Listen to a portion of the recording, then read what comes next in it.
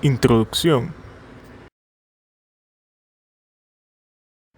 La infección por el virus de inmunodeficiencia humana HIV se remonta al año de 1981, cuando aparecieron los primeros reportes de adultos jóvenes afectados por una neumonía severa causada por el microorganismo oportunista Pneumocystis carini o infectados por sarcoma de Kaposi. El primer aislamiento del HIV fue realizado en el año de 1983 por Barry Sinouzi. Inicialmente fue denominado virus asociado a linfopatía, LAB, pero desde el año de 1985 fue asignada la denominación universal de virus de inmunodeficiencia humana. Hasta el momento se estima que alrededor de 60 millones de personas se han infectado con este virus y más de 30 millones de ellos han muerto a causa del SIDA. En los países de América Central y del Sur existen alrededor de 1.5 millones de infectados por el HIV. Generalidades del HIV. El HIV pertenece al género Lentivirus, subfamilia Orthorretroviridae, familia Retroviridae. Se han descrito dos tipos del HIV, denominados HIV-1 y HIV-2. Estos virus se originaron a partir de la transmisión del lentivirus de primates no humanos, conocido como SIV, en un fenómeno denominado zoonosis. La infección por el HIV-1 es la más prevalente en todo el mundo, mientras que la infección por el HIV-2 está restringida, aunque no de forma exclusiva, al oeste de África. El HIV-1 y el HIV-2 solo causan enfermedad en los humanos, siendo estos virus no patogénicos en los primates. Se asume que durante el corte y la preparación de la carne, o durante la lucha para su captura de un primate infectado, se dio la transmisión accidental de los primates a los humanos. La transmisión del virus entre primates y el hombre ha generado varios tipos de virus del VIH. Está el VIH de tipo 1 y el de tipo 2. El VIH de tipo 1 se divide en 4 grupos distintos, M, N, O y P. Los virus del grupo M son los que predominan en la pandemia y son los responsables del 97% de los casos de SIDA y está distribuido por todo el planeta. Además, dentro del grupo M se han descrito hasta 9 subtipos genéticos distintos, designados con las letras A, B, C, D, F, G, H, J y K. La partícula viral tiene 3 estructuras superpuestas. Dentro de ellas se encuentra la envoltura, una matriz esférica y una cápside icosaédrica que contiene 2 copias de ARN lineal de cadena sencilla, las cuales están asociadas con proteínas virales y celulares. El genoma del VIH tipo 1 contiene en total 9 genes. Están los 3 genes principales, que estos codifican para los componentes estructurales y funcionales de la partícula viral, y los 3 genes reguladores y 3 genes accesorios, que estos son los que codifican para otras proteínas que promueven la replicación viral y favorecen el proceso de evasión de la respuesta inmune. Hablando más un poco acerca de los 3 genes principales, tenemos que el gen EMB codifica para una proteína precursora, a partir de la cual se producen las proteínas GP120 y GP41, las cuales participan en el proceso de entrada del virus a la célula blanco. El gen GAG codifica para la poliproteína precursora P55, a partir de la cual se generan las proteínas de la cápside, matriz, nucleocápside y otros productos como P6, P2 y P1. Dentro de las proteínas de la cápside se encuentra P24, que es la que da estabilidad estructural al virión.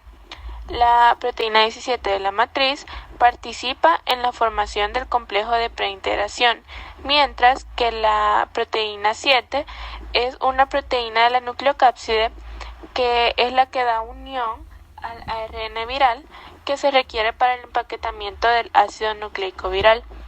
Y por otro lado tenemos a la proteína P6 que participa en la liberación del virión y en la incorporación de la proteína viral BPR. Durante el proceso de traducción también se genera una proteína precursora PR170, a partir de la cual se producen enzimas virales, como por ejemplo la proteasa, que corta los precursores proteicos durante el ensamblaje, permitiendo la maduración de la partícula viral. La integrasa, que ésta favorece la inserción del ADN viral en el genoma celular, y la transcriptasa inversa, que esta es la que permite la polimerización de la cadena de ADN a partir del ARN viral. Por otro lado, tenemos a los genes reguladores, dentro de los cuales se encuentran las proteínas TAT y REB, que son esenciales para la replicación viral. En este caso, TAT promueve la transcripción del ADN proviral, favoreciendo la elongación del ARN mensajero, mientras que REB facilita el transporte extranuclear de los ARN mensajeros para que estos puedan ser traducidos en los ribosomas. Y la proteína NEF, que es otro gen regulador, esta es la que promueve la evasión de la respuesta inmune, interfiriendo con procesos como la activación de los linfocitos T y mediante la regulación negativa de la expresión de las moléculas CD4, CD25 y del complejo mayor de histocompatibilidad en la membrana celular. Y por último tenemos a las proteínas BPR, BPU y BIF, que forman parte de los genes accesorios y estos modulan la degranulación de proteínas celulares. Ciclo replicativo del HIV. El proceso de replicación viral incluye las siguientes etapas. Número 1. Adhesión y fusión. Es una unión de la partícula viral a los receptores de la célula y fusión de la envoltura viral con la membrana celular. El proceso inicia con la unión de la proteína viral GP120 a la molécula CD4 de la célula blanco. Esta interacción induce un cambio conformacional en la GP120, que favorece su interacción con las proteínas celulares que actúan como correceptores virales, que son la molécula CCR5 y CXCR4. Estas interacciones promueven la exposición de un motivo de fusión en la proteína GP41, induciendo la fusión de la envoltura viral con la membrana celular. La etapa número 2 es el ingreso de la cápside y liberación del genoma viral. La entrada de la cápside ocurre a través de la membrana celular y no requiere de la formación de endosomas. Una vez en el citoplasma, la cápside es degradada y se libera el genoma viral con las proteínas asociadas. La etapa 3 es la transcripción inversa. A partir del RNA viral, la transcriptasa inversa sintetiza la cadena complementaria de DNA. El dominio RNasa H de la transcriptasa inversa degrada el RNA viral usado como molde, permitiendo que de nuevo la transcriptasa inversa sintetice la segunda cadena de DNA. El nuevo genoma viral permanece asociado con varias proteínas virales, conformando el complejo de preintegración.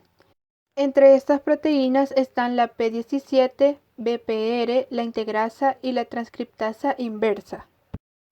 La etapa 4 es el transporte nuclear.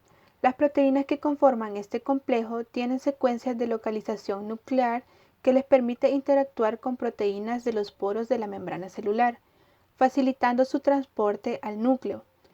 Luego, la integración de DNA viral en el genoma de la célula hospedadora se da por actividad de la integrasa viral. Aunque se considera que esta integración ocurre al azar, esta ocurre preferencialmente en genes que son transcripcionalmente activos. Al DNA viral integrado en el genoma celular se le conoce como provirus.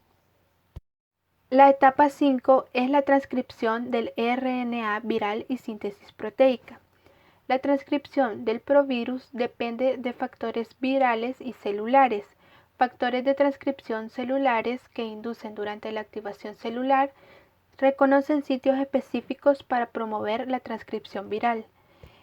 El transcriptor primario que se produce es procesado para generar más de 30 RNA-M virales, a partir de los cuales se traducen las proteínas TAT, REV, NEF, las proteínas accesorias BIF, BPR y BPU, y todas las proteínas estructurales y enzimas virales. La etapa 6 es el ensamblaje y salida de las partículas virales. Las poliproteínas precursoras GAG y GAG-POL se asocian con los lípidos de la membrana celular para iniciar el ensamblaje de las partículas virales. Las glicoproteínas de la envoltura viral también se asocian a la membrana celular y el dominio citoplasmático de la GP41 se asocia con la proteína de la matriz P17. La proteína P24 forma la cápside, mientras que la proteína P7 se asocia al RNA genómico. La gemación requiere de un dominio específico de la proteína P6, que promueve la generación de endosomas, a través de los cuales se da el proceso de gemación. Durante el virión arrastra en la envoltura no solo a las proteínas virales, sino proteínas celulares, como las moléculas de adhesión CMH, ciclofilina A, entre otras. Y la etapa 7 es la maduración de las partículas virales. La dimerización de los precursores de GAG activa la proteasa viral, que los acorta para dar origen a las proteínas estructurales individuales y a las enzimas virales. Este proceso de maduración es fundamental para que la partícula viral adquiera capacidad infecciosa y ocurre durante la fase de gemación e inmediatamente después de la salida completa del virus.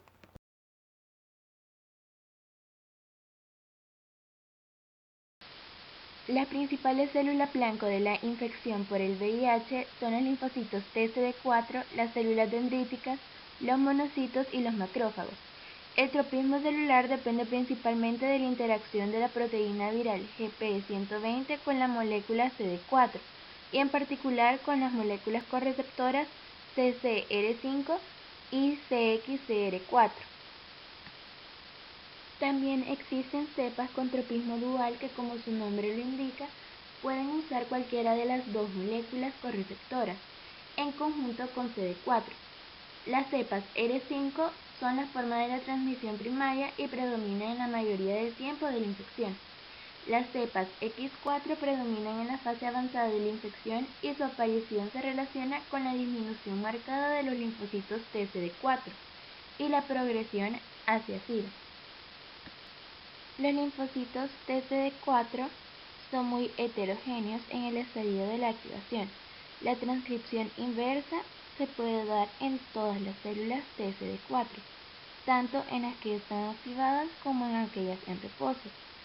Pero la integración y la producción de las partículas virales solo se da si la célula recibe señales de activación, lo que es más notable en los linfocitos TCD4 efectores. Por otro lado, la dinámica de la replicación del VIH en los macrófagos y las células dendríticas es diferente y mucho menor a la de los linfocitos T efectores activados, por lo que la producción de los viriones y el efecto citopático también es menor, lo que lleva a que esta población celular se convierta en reservorio importante del VIH.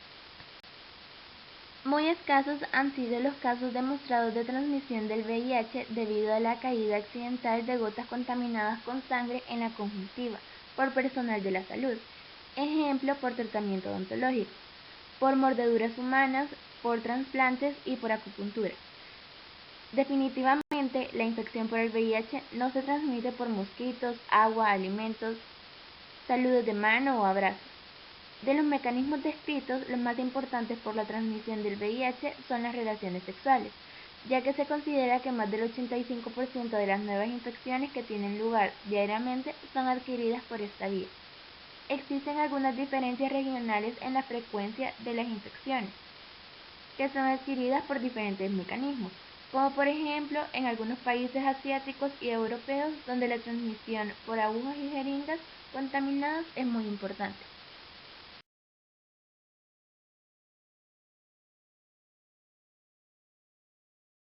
Al momento de la infección, el virus debe pasar lo que es la barrera epitelial y para ello generalmente esta viene y aprovecha lo que es las abrasiones microscópicas que hay en esta barrera al momento de las relaciones sexuales. También las células dendríticas pueden capturar el VIH localizado en la superficie genital. Estas lo hacen utilizando las prolongaciones que son emitidas hacia esas cavidades. Entonces, una vez al atravesar la barrera epitelial, el virus en el tejido asociado a la mucosa genital va a encontrar diferentes células que pueden ser blancos de infección. Entre estas células podemos encontrar lo que es macrófagos, células dendríticas y lo que se conoce como los linfocitos TCD4. En especial si existen procesos inflamatorios locales, en el cual las células del VIH va a hacer lo que es una primera ronda de replicación, con el objetivo de generar viriones que van a viajar por los vasos linfáticos locales. Además, Las células dendríticas expuestas al virus van a madurar y van a transportar lo que es el virus a los ganglios linfáticos regionales. En esos ganglios, el virus va a infectar lo que es a las células TCD4 de memoria efectora, que ésta expresa el correceptor CCR5 y realiza una nueva ronda de replicación. Adicionalmente, en ese microambiente existen presentaciones de antígenos del VIH y activación de células del TCD4 específicas que expresan el correceptor CCR5. Esta multiplicación masiva del virus en el GALT lleva a la destrucción rápida del mayor reservorio de células TCD4 de memoria efectora del organismo. Particularmente este tejido viene y alberga lo que es a las células Th17, que son linfocitos efectores fundamentales para mantener la homeostasis del tracto gastrointestinal, al producir factores solubles necesarios para la sobrevida y función de las células epiteliales intestinales, así como para el reclutamiento de neutrófilos y células dendríticas, y la producción de péptidos antimicrobianos. Entonces, la destrucción de las células Th17 en el GALT viene a conducir lo que es una severa alteración anatómica y funcional de la barrera de contención de la mucosa intestinal, de carácter casi irreversible, pues su recuperación es muy limitada una vez se instaura la respuesta inmune independiente del control viral que se observe, fruto del daño en la barrera natural gastrointestinal. Los microorganismos comensales y sus productos empiezan a pasar a los ganglios peritoneales y a la circulación sistémica, que es donde se da una translocación microbiana. Durante esta fase inicial de la infección, el sistema inmune desarrolla lo que es sus mecanismos efectores para tratar de controlar el VIH.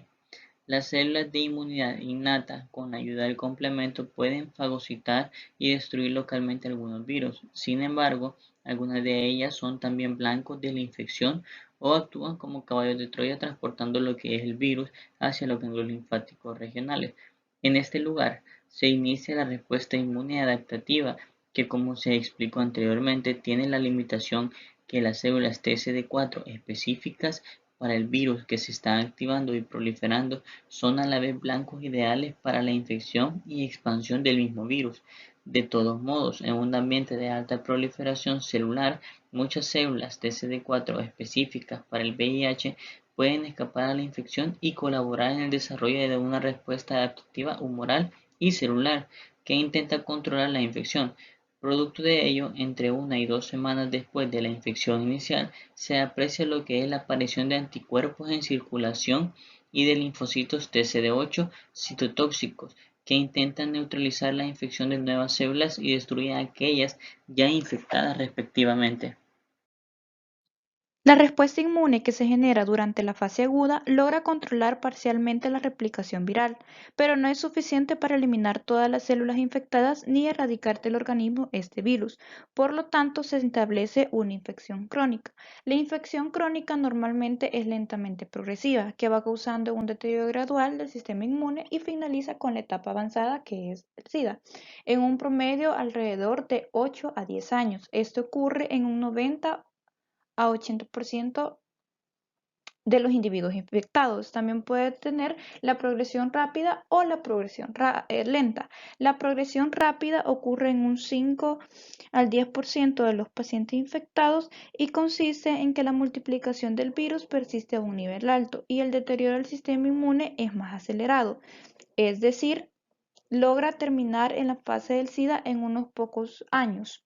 En cambio, en la progresión lenta son aquellos pacientes que han tenido suerte y que la progresión para llegar a la fase SIDA no es rápida, es decir, se tardan más años de lo que es normal. Por otro lado, los individuos infectados con el VIH que logran mantener por periodos superiores a un año una replicación viral mínima, que se traduce en valores de carga viral plasmática indetectables, se conoce como los controladores élites. Esto se dice que son de un alto interés científico, ya que posiblemente desarrollan una respuesta inmune adaptativa que puede ser muy eficaz para mantener controlada la multiplicación del VIH.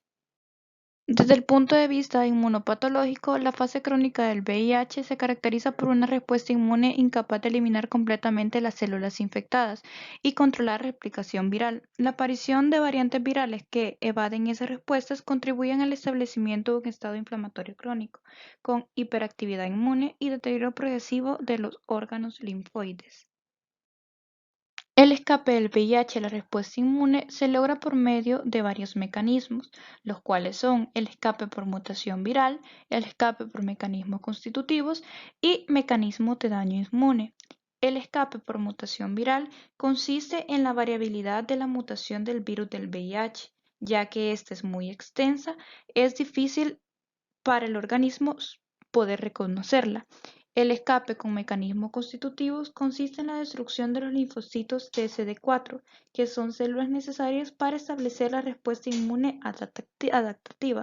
Y por último tenemos el mecanismo de daño inmune, que se dice que las proteínas del VIH tienen la capacidad de afectar negativamente la función y supervivencia de las células del sistema inmune, no solo aquellas infectadas, sino todas las células vecinas en un microambiente de replicación viral. En la activación inmune de la infección por VIH, actualmente se considera como un predictor muy fiel del curso de la infección por el VIH el recuento de células TSD4 o la carga viral.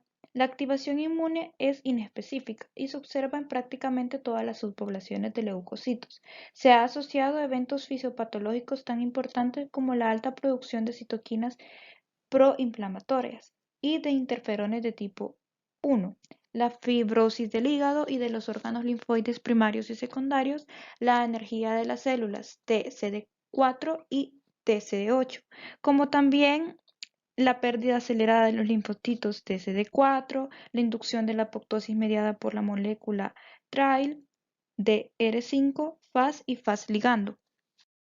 En las alteraciones de la inmunidad innata y adaptativa, la inmunodeficiencia observada durante la evolución de la infección crónica por VIH es de tipo combinada, es decir, compromete tanto la respuesta inmune innata como la adaptativa, y tanto los mecanismos efectores humorales como los celulares. En las alteraciones de los órganos linfoides existe un deterioro. Este se considera hoy uno de los eventos patológicos más graves derivados de la infección crónica con el VIH y ha estimulado el desarrollo de estrategias para la detección oportuna de la infección y el inicio temprano de los medicamentos antirretrovirales. El estrado proinflamatorio crónico, debido a la activación inmune anormal, hace que se generen citoquinas como el TGβ que estimulan la fibrosis de los órganos linfoides. Además, la apoptosis acelerada en estos órganos afecta también células esenciales para el desarrollo y maduración de los linfocitos T y B, como las células epiteliales del timo y las células dendritas foliculares respectivamente. Evolución clínica de la infección por VIH. Infección aguda. Luego de la infección inicial, entre 1 y 4 semanas, se pueden presentar las primeras manifestaciones como un conjunto de signos y síntomas denominados síndrome retroviral agudo. Estas manifestaciones son variables, pueden no existir hasta en un 50% de los infectados por el virus. En aquellos que se presentan, duran entre 1 y 3 semanas. Por lo general, al finalizar ese periodo, casi todos los individuos ya han hecho la seroconversión y pueden ser detectados por las pruebas serológicas presuntivas. Los signos y síntomas observados en los pacientes con síndrome retroviral agudo son los siguientes: fiebre persistente, adenopatías, faringitis, brote cutáneo, mialgias, diarrea, cefalea, náuseas y vómito, hepatoesplenomegalia, pérdida de peso, candidosis orofaríngea y síntomas neurológicos. Infección crónica. Durante la fase crónica de la enfermedad, la mayoría de los infectados por el VIH tiene lo que se denomina una latencia clínica, etapa en la cual no existen síntomas relacionados con una inmunodeficiencia severa. En esta etapa, la evolución de los infectados se controla por el seguimiento clínico y la determinación periódica del recuento de los linfocitos de CD4 en sangre periférica y de la carga viral en el plasma. Después de establecido el set point, estos parámetros tienden a ser relativamente estables y se considera esperable una disminución de cerca de 50 células de CD4 por año. En ocasiones se dice erróneamente que la fase crónica de la infección por el VIH es asintomática, cuando lo que en realidad se quiere dar a entender es que la enfermedad definitoria de SIDA, que revelan una inmunodeficiencia muy severa y compleja, solo son características de las fases avanzadas de la enfermedad. Por eso, en muchos pacientes asintomáticos es común encontrar una linfadenopatía persistente generalizada, que indica réplicas activas del VIH en los ganglios linfáticos. Entre las manifestaciones clínicas consideradas en la categoría B, se incluyen la angiomatosis basilar, infección crónica. Durante la fase crónica de la enfermedad, la mayoría de los infectados por el VIH tienen lo que se denomina una latencia clínica, etapa en la cual no existen síntomas relacionados con una inmunodeficiencia severa. En esa etapa, la evolución de los infectados se controla por el seguimiento clínico y la determinación periódica del recuento de los linfocitos de CD4 en sangre periférica y de la carga viral. Después de establecido el set point, estos parámetros tienden a ser relativamente estables y se considera esperable una disminución de cerca de 50 células de CD4 por año.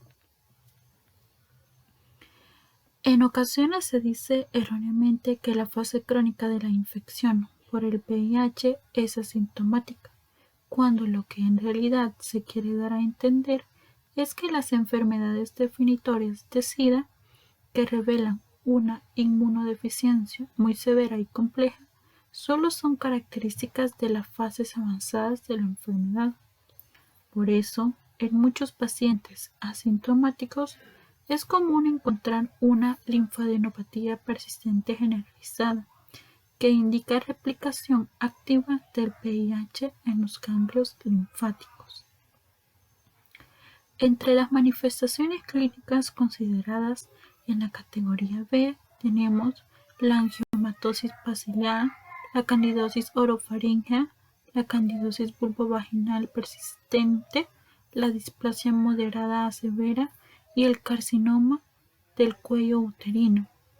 Los síntomas constitucionales como fiebre y diarrea de más de un mes de duración, leucoplasia vellosa oral, más de 2 episodios de herpes zóster o un episodio que comprometa más de un dermatoma. La OMS ha clasificado a los infectados por VIH en 9 categorías, en función del número de linfocitos TCD4 por mililitro de sangre y de la fase de la infección en la que se encuentren.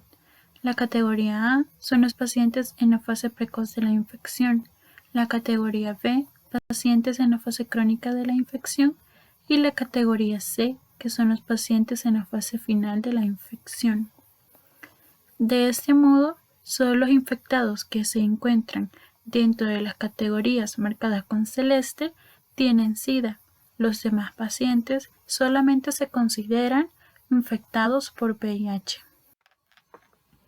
Otros tejidos susceptibles al VIH. El VIH puede infectar otros linfocitos T que no expresan CD4, los linfocitos B, macrófagos, células dendríticas, células natural killer, megacariocitos, células madres pluripotenciales, promiclocitos, células dendríticas foliculares, células del epitelio tímico y células endoteliales de la médula ósea. En el sistema nervioso se infectan por el VIH los astrocitos, la microglia, los oligodendrocitos, células de los plejos coroides, células ganglionares y células del endotelio de la barrera hematoencefálica.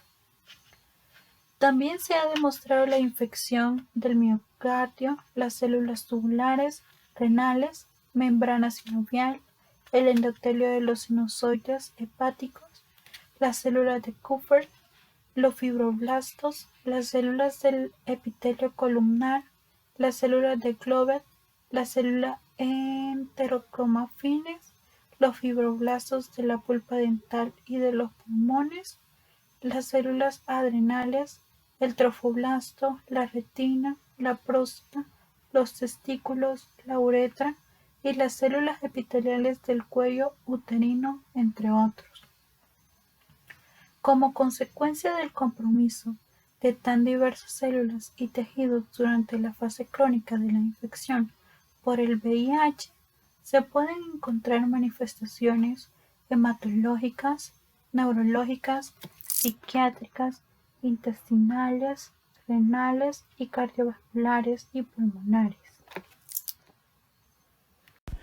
Fase avanzada de la enfermedad VIH. La apoptosis acelerada de linfocitos por la activación inmune persistente y la destrucción de los órganos linfoides primarios y secundarios hacen que la capacidad regenerativa del sistema inmune se deteriore gradualmente y avance el establecimiento de una inmunodeficiencia combinada hasta un estado severo, que impide controlar las infecciones previamente presentes en el organismo y aquellas nuevas que lo invaden. Además de esto, se pierde la inmunovigilancia contra las células propias que se tornan malignas, así como la tolerancia contra los antígenos propios. En esta fase nos encontramos con las manifestaciones más graves de la enfermedad y agrupadas como enfermedades definitorias de SIDA. Debido a la severidad de la inmunodeficiencia, muchas infecciones crónicas latentes se reactivan y muchos virus se tornan oncogénicos, lo que significa que el virus transforma a la célula que infecta en una célula tumoral. La mortalidad en esta fase de la infección es muy alta. El VIH se puede diagnosticar mediante pruebas virológicas o serológicas. El diagnóstico por pruebas virológicas incluye el aislamiento viral, la detección de proteínas virales y del ARN viral o la detección del ADN proviral. Mientras que las pruebas serológicas son el estudio que permite comprobar la presencia de anticuerpos en sangre, es decir, permiten la detección de antígenos virales como la de anticuerpos anti-VIH que se generan en respuesta a la infección. Otras pruebas serológicas de detección de anticuerpos específicos anti-VIH también se han implementado en saliva, orina, sangre total y en gotas de sangre colectadas en papel de filtro. Aunque el VIH se puede aislar a partir de muestras de plasma, la sensibilidad es mayor si se obtiene a partir de células mononucleares sanguíneas de los individuos infectados. Para ello se realizan cocultivos utilizando las células mononucleares de individuos sanos que previamente han sido activadas y las células de los pacientes. En el cocultivo, el VIH induce un efecto citopático evidente en las células del donante sano, caracterizado por la formación de sinsitios o células multinucleadas. Sin embargo, el crecimiento viral se confirma por la detección en el sobrenadante del cultivo de la proteína viral P24, donde sus niveles en sangre están característicamente elevados al inicio de la infección, antes de que el organismo haya tenido tiempo de desarrollar anticuerpos. Detección de ácidos nucleicos. La detección del DNA proviral. Por medio de una PCR cualitativa es posible detectar el DNA proviral en células mononucleadas, amplificando secuencias conservadas de uno de los 3 genes estructurales del VIH, GAV, POL o M. Detección del RNA viral. Estas pruebas son utilizadas para el seguimiento de los pacientes cuya infección ya está confirmada y en particular se utilizan para evaluar la respuesta a la terapia antirretroviral. Existen varias pruebas basadas en la amplificación del RNA viral por PCR. Las distintas pruebas tienen una sensibilidad del 100% y una especificidad alrededor del 97%. Cabe mencionar que las pruebas desarrolladas permiten detectar el VIH-1 del grupo M y no son confiables para la detección de otros grupos de VIH-1 ni para la detección del VIH-2. Ahora hablaremos acerca de las pruebas serológicas. ¿Pero qué es la serología? La serología es el estudio que permite comprobar la presencia de anticuerpos en la sangre. Esta prueba es fundamental a la hora de realizar donaciones de sangre y transfusiones. El antígeno viral que se detecta frecuentemente es la proteína P24 mediante una prueba inmunoenzimática de tipo ELISA. Esta prueba se utiliza para el diagnóstico de la infección aguda por el VIH, tiempo en el cual no ha ocurrido la seroconversión. En esta etapa de la infección, la detección de la proteína P24 tiene una sensibilidad de aproximadamente 89% y una especificidad del 100%. Después de la seroconversión, la proteína P24 se une a los anticuerpos específicos, formando complejos inmunes que dificultan su detección y disminuyen notablemente la sensibilidad que ésta posee. En la mayoría de los casos, el diagnóstico de la infección por VIH se hace mediante la detección de anticuerpos específicos en suero. En los individuos recientemente infectados con el VIH, la seroconversión ocurre entre 6 y 12 semanas después de la exposición y en un máximo de 6 meses ya hay seroconversión prácticamente en todos los individuos infectados. El diagnóstico por detección de anticuerpos se hace en dos etapas. La primera es mediante una prueba de tamizaje inicial. Generalmente es con un inmunoensayo de tipo ELISA y mediante una verificación de la positividad de los anticuerpos, generalmente mediante una prueba de Western blot. Se pueden clasificar las pruebas de ELISA en 4 diferentes generaciones.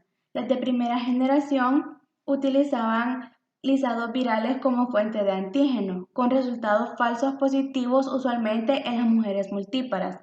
Las de segunda generación utilizaban antígenos sintéticos o recombinantes, con resultados falsos positivos por la reactividad contra antígenos de las bacterias o los hongos en los que se prepararon las proteínas virales. Las pruebas de tercera generación utilizaban como antígenos los péptidos y proteínas recombinantes de VIH y detectaban todos los isotipos de anticuerpos circundantes, aumentando la sensibilidad y disminuyendo el tiempo de ventana inmunológica. Y finalmente, las pruebas de cuarta generación detectan en forma simultánea tanto proteínas virales como la P24 como anticuerpos de diferentes clases contra péptidos recombinantes, por lo que estas tienen una sensibilidad y especificidad demostrada de más del 99%. Es necesario realizar una prueba confirmatoria para poder excluir los falsos positivos que se puedan dar con las pruebas de ELISA, y para ello se utiliza la prueba de Western blot, que es el estudio confirmatorio de más amplio uso, ya que permite la detección de anticuerpos específicos contra las principales proteínas virales y esta tiene una especificidad del 100%. Los anticuerpos contra las proteínas GAP P17, P24 y P55 son los primeros en aparecer durante la seroconversión y sus títulos van disminuyendo a medida que progresa la infección. Una prueba de ELISA que es positiva con un Western blot negativo se considera un falso positivo en la prueba de tamizaje, y una prueba de ELISA positiva con un Western blot indeterminado sugiere una infección reciente y esta se debe repetir de 6 a 12 semanas. En un máximo de 6 meses deben existir los anticuerpos suficientes para confirmar la infección por un Western blot. No se deben realizar pruebas que detecten anticuerpos específicos después de los 18 meses de vida y no se deben detectar inmunoglobulinas tampoco de origen materno en la circulación de los niños. Es por eso que para confirmar el diagnóstico de la infección por VIH en neonatos y niños menores a 18 meses va a depender de las pruebas virológicas, como el RNA viral en plasma, que según las guías internacionales se deben realizar a las 48 horas por parto, entre 1 y 2 meses y a los 3 y 6 meses de vida. Una prueba positiva sugiere la infección, la cual se debe confirmar con una segunda prueba. La detección del DNA proviral es positiva en 40% de los niños infectados a las 48 horas de nacido y en el 93% en niños de 14 días de vida. Después de largas búsquedas de medicamentos que pudieran controlar la multiplicación del virus, en 1985 Oriaki Mitsuya demostró que el ácido budina bloqueaba la replicación del VIH in vitro. Desde entonces se han hecho diferentes estudios e investigaciones en busca de diferentes medicamentos que también bloqueen la replicación del VIH in vitro y sean más eficientes. Uno de los avances más significativos se dio en 1995, cuando se demostró que la estrategia definida como HART tiene la mayor actividad anti-VIH y logra un control más estable de la replicación del virus, con un mejor impacto en la evolución clínica. Los medicamentos antirretrovirales comúnmente se clasifican de acuerdo a su mecanismo de acción en inhibidores de la transcriptasa inversa viral, análogos de nucleósidos, los NRTI, inhibidores de la transcriptasa inversa viral no análogos de nucleósidos, NRTI, inhibidores de la proteasa viral, PI, inhibidores de la integrasa viral, II, inhibidores de entrada, que son los bloqueadores del correceptor CCR5, y los inhibidores de la fusión. El esquema HART combina al menos 3 medicamentos que pertenezcan a 2 o 3 grupos de los anteriormente mencionados. No se recomienda hacer terapia permanente solo con 1 o 2 medicamentos, pues la falla virológica por resistencia se presenta muy rápidamente. Y tampoco es aconsejable utilizar 3 medicamentos de un mismo grupo, por la baja potencia antirretroviral, el desarrollo rápido de resistencia y el mayor riesgo de toxicidad. Y para facilitar la adherencia y administración de estos medicamentos dentro del esquema HART, se han producido varias presentaciones combinadas, es decir, que en una sola tableta vienen 2 o más medicamentos antirretrovirales. Bien, vamos a hablar acerca de los objetivos que busca lograr la terapia del HART, la terapia antirretroviral con un esquema HART, y son primero suprimir al máximo y en forma estable la replicación viral, haciendo indetectable la carga viral plasmática. Obviamente el objetivo primordial es reducir la carga viral todo lo que sea necesario hasta el punto que es el objetivo principal, o sea, es el punto ideal en el que sea indetectable el virus con las pruebas que nosotros contamos actualmente, que la carga viral sea indetectable. Esto no significa que el virus haya desaparecido, sino que no lo podemos detectar, pero seguramente el virus aún se encuentra ahí dentro de las células, aunque mientras menos sea la carga viral, pues menos es la capacidad de replicación y el virus afecta menos obviamente a la célula. El segundo es contribuir a restaurar y preservar la respuesta inmune. Si nosotros logramos, es como una dependencia del primer objetivo, o sea, si logramos reducir la carga viral plasmática y no se atacan a los linfocitos TCD4, estos linfocitos obviamente van a tener la capacidad de dirigir al sistema inmune y por lo tanto la respuesta inmune y todo el sistema inmune va a estar mejor porque no está infectado la célula TCD4 con el virus. Luego tenemos disminuir la morbilidad asociada a la infección por el VIH, mejorando la calidad de vida y aumentando la supervivencia. Este es obviamente el objetivo más importante de todos, que es mejorar la calidad de vida de las personas afectadas por VIH. Y por último, disminuir la transmisión del VIH. Aunque no está 100% confirmado, el hecho de que la carga viral sea indetectable se dice que reduce ampliamente la capacidad del virus de transmitirse a otra persona, sea por el contacto que sea. Si la carga viral es menor, la probabilidad de contagio de una persona infectada con VIH hacia una persona sana es obviamente menor. Pero esto no significa que no pueda transmitir el VIH, sino que es menor la posibilidad de que esta persona sana se contagie por una persona enferma. Bien, ¿cuándo iniciar la terapia? Originalmente se pensaba que la terapia se tenía que iniciar única y exclusivamente cuando la persona ya había desarrollado el síndrome de inmunodeficiencia adquirida, conocido más comúnmente como SIDA. Pero según se avanzó en el tiempo, Se han aceptado otras formas de iniciar la terapia, otros momentos en los cuales la terapia debe iniciarse con una persona infectada con VIH. Ya no necesariamente tiene que ser una persona que llegue al síndrome de inmunodeficiencia adquirida, conocido como SIDA. Vamos a evaluar estas situaciones, serían las siguientes. Ha evolucionado hasta la fase de SIDA, que era lo primero de lo que se habló, ya sea por la presencia de la enfermedad definitoria, ya dando las manifestaciones clínicas del SIDA, o de infecciones concomitantes porque haya un bajón severo de las defensas, principalmente de los linfocitos TCD4, y también por la presencia de tener un recuento de linfocitos TCD4 menor a 200 células por decilitro de sangre. Entonces, cuando hay un recuento menor de linfocitos TCD4 inferior a 200, entonces debe iniciarse la terapia.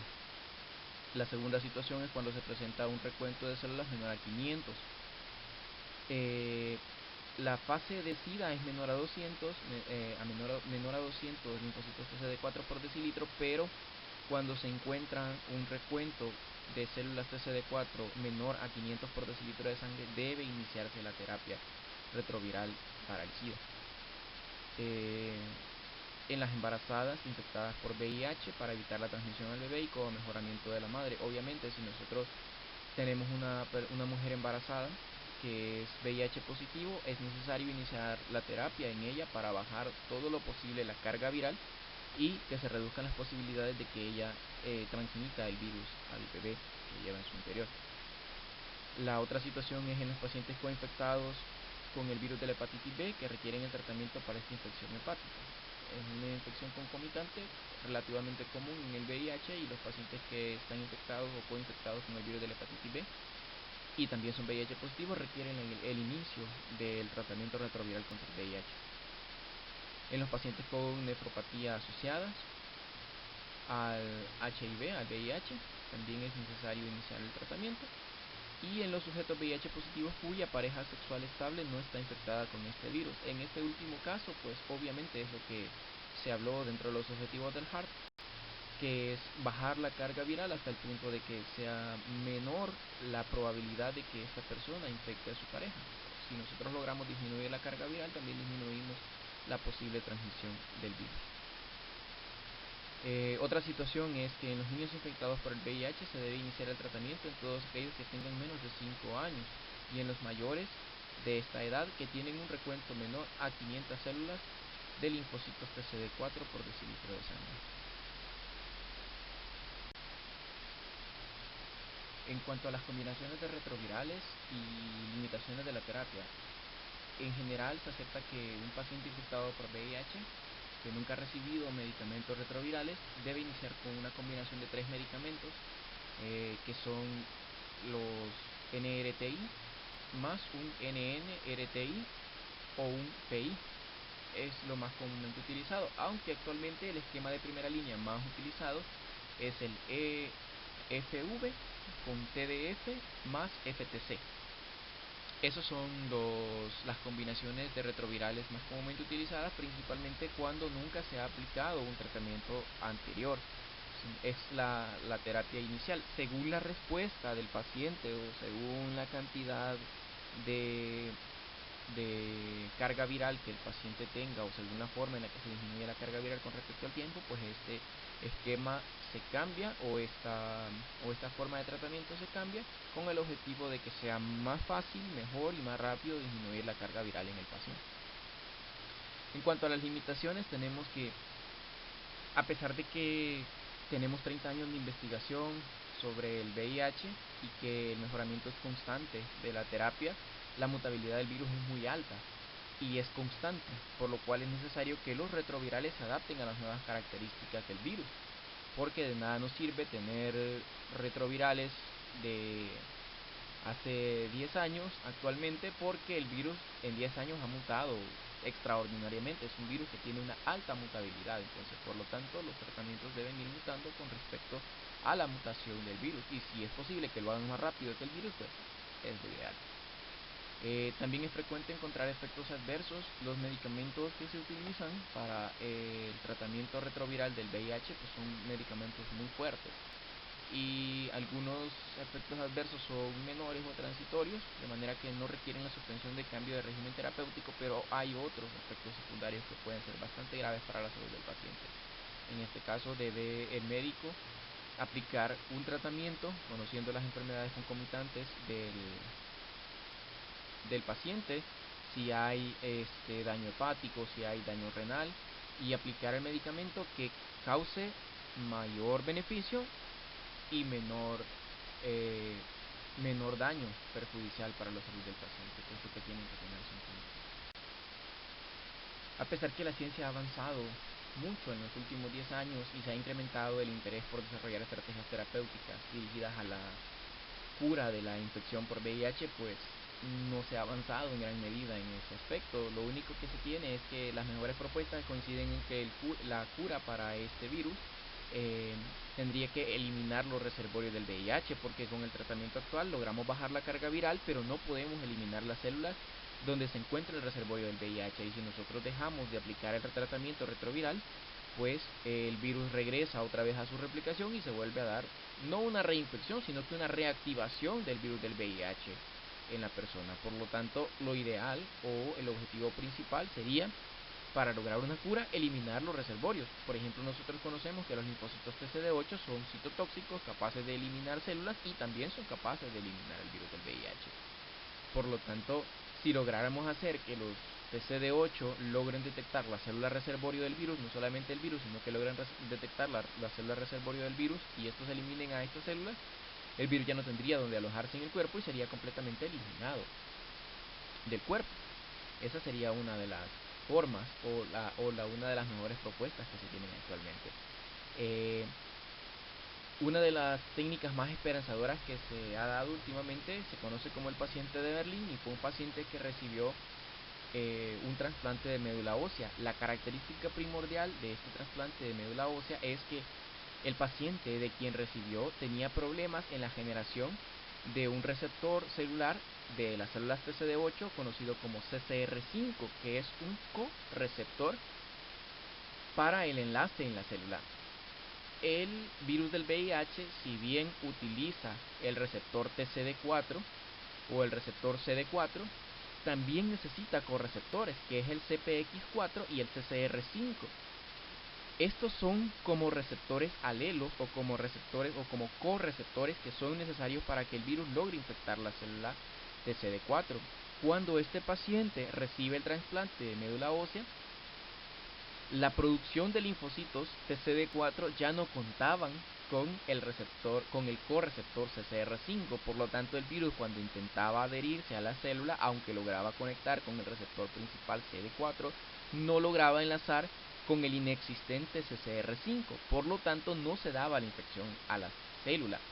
Y el paciente que era VIH positivo logró quedar curado porque la producción nueva de los linfocitos TCD4 no permitía la adhesión del virus a su membrana, y por lo tanto tampoco permitía que el virus se adhiriera o que ingresara a la célula y desarrollar la replicación viral. Por lo tanto, esta es una de las técnicas más esperanzadoras, pero solamente se ha aplicado en uno de los pacientes, puesto que aún se encuentra en investigación.